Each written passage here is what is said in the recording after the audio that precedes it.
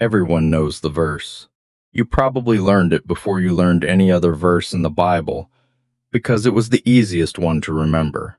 John chapter 11, verse 35, Jesus wept. 2 words, the shortest verse in the Bible. You have heard those words 1,000 times. You have probably quoted them at least once with a quiet smile, because they felt like cheating.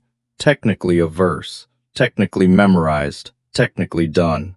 But here's the thing. Those 2 words are not the easiest verse in the Bible. They are the hardest. They are the most theologically dense sentence in all of Scripture, packed into a space so small that most readers slide right past them on their way to the miracle. Stay with me, because there is something in the original Greek of that verse, something in the specific word John chose when he wrote it, that most English translations cannot carry across the centuries. Something about the kind of tears. By the time we reach the end of this video, you will never read those 2 words the same way again. This is not a story about theology. This is not a story about doctrine. This is not a story about what you believe about God from a safe and comfortable distance. This is a story about what God felt in a garden, on a hillside, outside a tomb, and what it means that the Creator of everything was moved to tears by the same things that move you.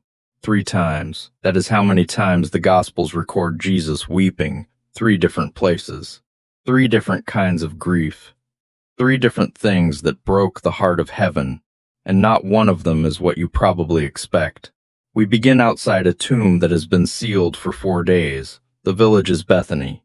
It sits on the eastern slope of the Mount of Olives, roughly 2 miles from Jerusalem. Close enough that on a clear day you can see the temple's white stone catching the light from the hillside. On the day we are talking about, most of the people standing outside this particular tomb are not looking at the temple. They are looking at a woman who has collapsed in the dust at the feet of a rabbi who arrived too late. Her name is Mary. Her brother has been dead for 4 days. And what she says to Jesus when she falls is not a speech. It is not a theology. It is the specific grief of a person who trusted completely, and is now standing in the gap between what she believed and what happened. "Lord," she said, "if you had been here, my brother would not have died." Mary had sent word 2 days earlier. She and her sister Martha had found messengers and sent them across the Jordan to find Jesus wherever he was teaching. The message was short. "Lord, the one you love is sick." He did not come right away. John chapter 11 verse 6 says that when Jesus heard the news, he stayed where he was 2 more days. He stayed. Deliberately, he was not delayed. He chose to wait. By the time he arrived in Bethany, Lazarus had been in the tomb 4 days. Decomposition had begun. The older sister, Martha, the practical one, the woman who organized things while others stood around, came out to meet Jesus on the road. "Lord," she said, "if you had been here, my brother would not have died." She did not say it with bitterness.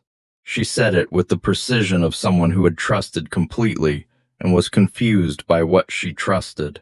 She still believed somehow. She told Jesus as much. She had the correct theological answer ready. But her brother was still dead, and the faith and the reality had not found each other yet. Then Mary came. Mary, the younger sister, the one who used to sit at Jesus' feet while Martha worried about dinner. Mary saw him and fell. Not knelt, fell. The way you fall when you have been holding everything together and the person you needed finally shows up, and your knees just go. "Lord," she said, "if you had been here, my brother would not have died." The same words as Martha, word for word. These 2 sisters in 4 days of grief had been saying the same thing to each other and to themselves until the words had become a kind of prayer, a question, an accusation that did not quite have the heart to be an accusation. Pay attention to this. The verse says that when Jesus saw Mary weeping, and when he saw the crowd of mourners weeping with her, he was deeply moved in spirit and troubled. The Greek phrase for deeply moved is emramaomai. It is a violent word. In ancient texts, it was used to describe horses snorting before a charge. It carries something that sounds less like quiet sorrow and more like fury, an internal agitation, a rising hard against something that should not exist. When Jesus looked at death, and at what death had done to the people standing in front of him, something in him rose up against it. He was not at peace with death, he was offended by it, and then he wept. Here is what most people miss. The Greek word John uses for the weeping of the crowd, for Mary's grief, for Martha's tears, for the mourners standing at the tomb, is klaio. It is the word for loud, expressive grief, the kind of weeping that makes sound. But the Greek word John uses for Jesus, specifically and only for Jesus, is different, Dakryo. It means quiet tears, private tears. The kind of weeping you do when you are not performing your grief, when the tears simply come without sound. The Son of God, standing in the middle of a crowd of loud mourners, wept quietly, without noise, without theater. And John Chrysostom, the theologian who preached more sermons on the Gospel of John than almost anyone in the 4th century, asked the question you are probably asking right now. If Jesus knew what was about to happen, why weep at all? Chrysostom's answer, written around 390 AD, has never been improved upon. He wept to show that he was truly human. He wept because the sight of the evil saddened him. But he did not remain weeping, for he was God, the sight of the evil. Not the fact of death, because he was about to reverse it, but the sight of it. The particular cruelty of watching people he loved weep over someone they loved. The specific weight of 4 days of if only, 4 days of the gap between faith and reality. He saw all of it, and it moved him. Not moved him to fix it immediately, moved him to weep first. This is the pattern, and it is a pattern you will see in every single one of these 3 moments. Before God resolves the pain, he enters it. He does not bypass grief on his way to the miracle. He stands inside the grief. He lets it be real before he does anything about it. And then, he calls a dead man out of a stone tomb with 2 words. But the moment we are sitting in right now is not the resurrection.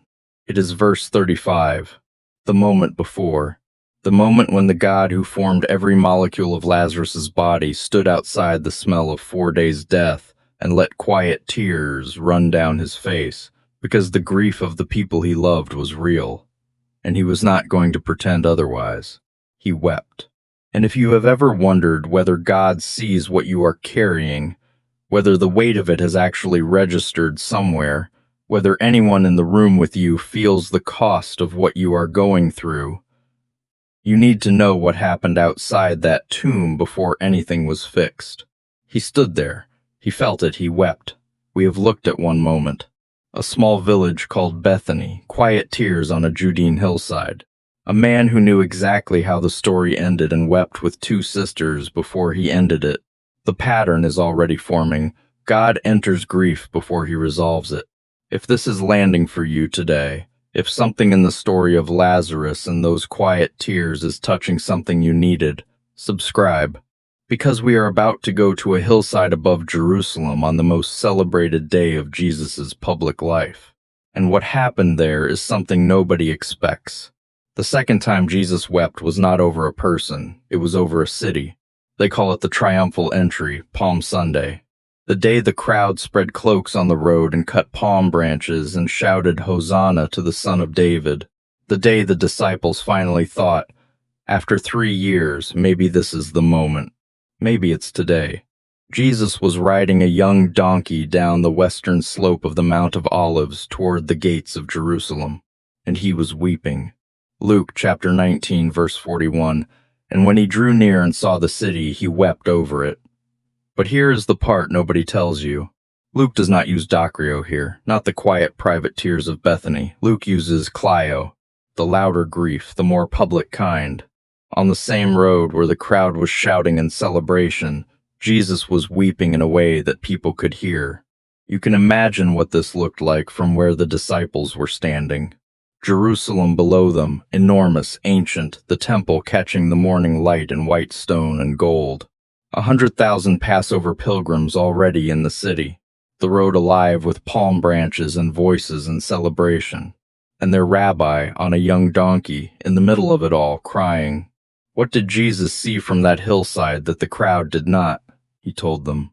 Right there in verses 42 through 44. If you, even you, had only known on this day what would bring you peace, but now it is hidden from your eyes. The days will come upon you when your enemies will build an embankment against you and encircle you and hem you in on every side. They will dash you to the ground, you and the children within your walls. They will not leave one stone on another, because you did not recognize the time of God's coming to you. He was describing something that had not happened yet.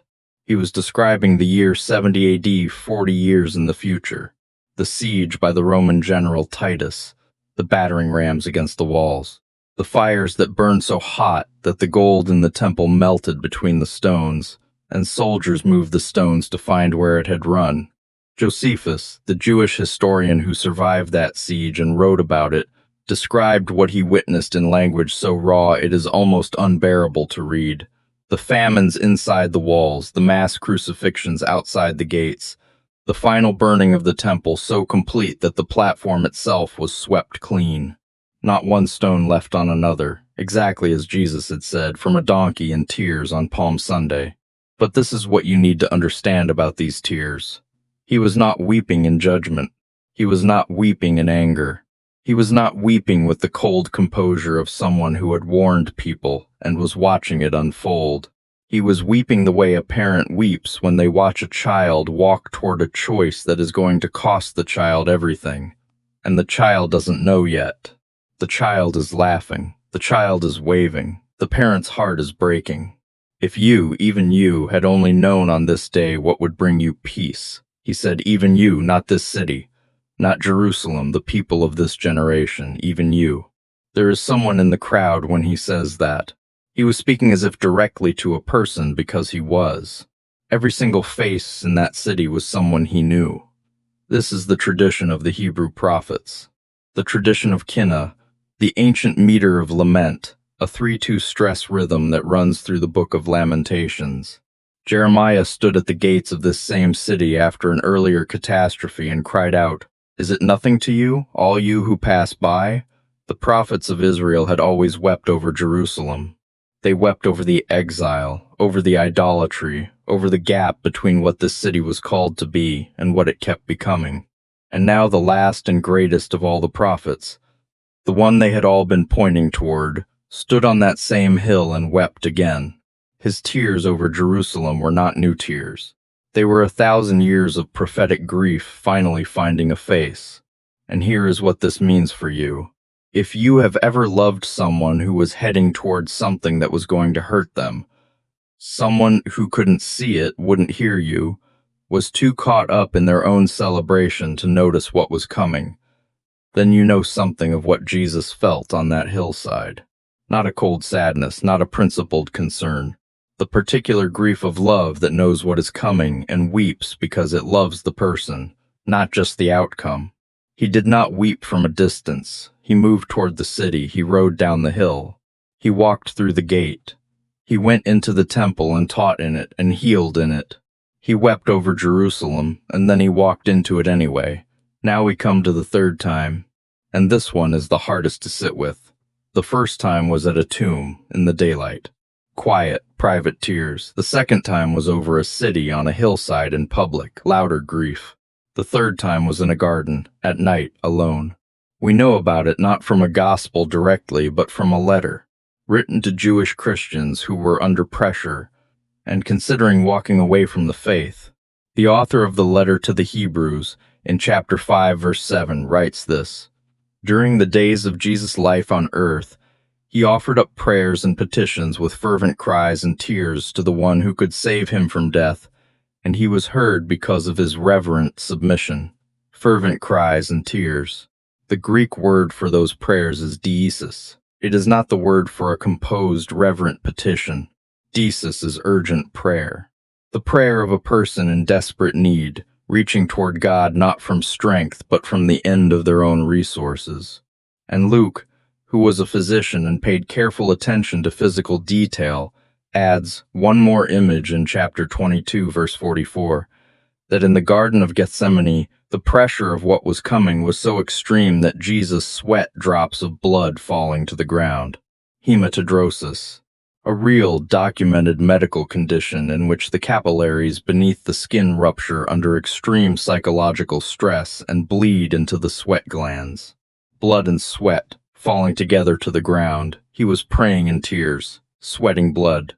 And he said, "My soul is overwhelmed with sorrow to the point of death." His disciples were asleep. He had brought Peter, James, and John, the three who had been with him at the transfiguration, the three who had seen the glory, and he had asked them to keep watch. They slept. He prayed alone. If you have ever sat in a hospital waiting room at 2 a.m, while everyone around you dozed off in plastic chairs, if you have ever faced something enormous in the smallest hours of the night and felt the particular ache of being the only one still awake for it, then you know something of what the Garden of Gethsemane felt like. Not from the outside, from the inside. Now watch what happens next. This is the thing I planted at the beginning. There is something in the Greek that most readers have never seen, and here is what it is. At Lazarus's tomb, John 11, verse 35, John uses Dakryo, quiet, private tears. Over Jerusalem, Luke 19, verse 41, Luke uses klaio, louder, public grief. And now in Gethsemane, the letter to the Hebrews goes back to Dakryo, the quiet word, the private word, the word for tears that make no sound. This is the most intimate weeping of the three, the most alone, the most costly, 3 moments. 3 kinds of tears, the same person in every one of them. Here is what I want you to sit with. And this matters especially if you are someone who has been carrying something for a long time. Not a week, not a season, a long time. The kind of weight that has been there so long you have stopped explaining it to people, that you only feel fully when the house is quiet, or when you wake at 3 a.m, and it is simply there, as it always is. Jesus did not weep in Gethsemane because things had gone wrong. He wept there knowing that things were about to go right, and the cost of going right was everything. He knew every step of what was ahead of him, the arrest in an hour, the trial before dawn, the flogging, the cross. He knew all of it. And past the cross, he also knew the resurrection, the empty tomb, the morning on the shore of Galilee. He knew the whole story, beginning to end. He wept anyway. Think about what that means. Think about the kind of parent who, when their child is hurting, when their child is sick, or afraid, or standing at the edge of something hard, sits down on the floor next to them, not immediately fixing, not immediately explaining, not routing around the pain to get to the answer, just sitting, being fully present in it before anything else. Because there are moments when the most important thing is not the solution. There are moments when the most important thing is the presence. You know the difference. You have felt both, the person who solves your pain and the person who enters it with you first. One feels like efficiency, the other feels like love. Jesus in Gethsemane could have walked calmly through the night. He could have gone to the cross without the garden, without the sweat, without the tears. He is God. He had every right to. Instead, he knelt in the dark, in tears, in deesis, reaching toward the Father from the end of himself, even though he knew every detail of what was coming. He did not skip the grief to get to the glory, not at Lazarus's tomb, not over Jerusalem. Not in a garden alone at midnight. He chose every tear, all of them. Not my will, he said, but yours. And in the morning he walked out to meet what was coming 3 times. 3 kinds of tears. 3 places where the heart of heaven broke open. Every time he was fully present. Every time he wept before he acted. Every time the tears were real. Let me give you 3 things to take with you. The first, God is not unmoved by your pain. He proved that before he proved anything else. Before he raised Lazarus, he wept with Mary. Before the problem was solved, he stood inside the grief. That was not an accident. That was a choice. The God who holds the universe chose to feel the weight of 2 sisters' sorrow before he did anything about it. That means when your pain is real to you, it is real to him, not as a problem to be processed, as something he actually feels the second. Your tears do not make God impatient. They move him. Mary's tears moved him. That is exactly what the text says. The sight of her weeping is what prompted him to ask, "Where have you laid him?" and to go, and to stand outside the tomb and to weep. Your tears are not too much. They are not evidence that your faith is insufficient. They do not exhaust God's attention. The God who wept at a graveside is not standing impatiently at a distance from yours, waiting for you to collect yourself. The third is the one I want to leave with you. The God who could have skipped the tears chose not to. He did not need to weep at Lazarus's tomb. The resurrection was 5 minutes away. He did not need to weep over Jerusalem on Palm Sunday when the crowd was already cheering. He did not need to sweat blood in a garden, praying in fervent cries, when he already knew that Sunday was coming. He could have moved straight through to the other side of every single one of those moments. He didn't. He chose the tears every time. That means something about grief.